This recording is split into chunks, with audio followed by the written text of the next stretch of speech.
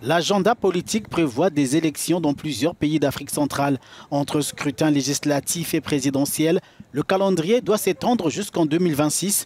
Le sujet a été évoqué au Conseil de sécurité vendredi. Le représentant de l'ONU dans cette partie du continent plaide pour des élections libres, inclusives et pacifiques.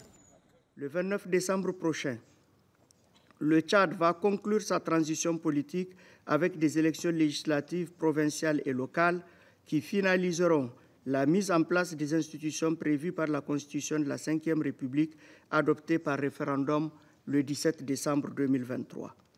En outre, le Burundi, le Cameroun, le Gabon et la République centrafricaine organiseront des élections législatives ou présidentielles en 2025, tandis que le Congo et Sao Tomé et Principe iront vers des élections présidentielles en 2026. Les inondations qui ont secoué plusieurs pays de la région ont aussi été évoquées, signe de la vulnérabilité de l'Afrique centrale au dérèglement climatique.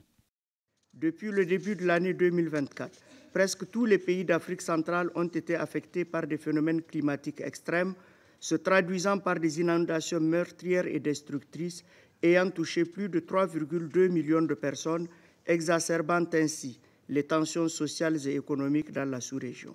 Il est heureux de constater que la COP29 a souligné le rôle clé de la forêt du bassin du Congo, deuxième poumon vert de la planète. En effet, à ce jour, moins de 15% des engagements internationaux en faveur de l'Afrique centrale ont été honorés.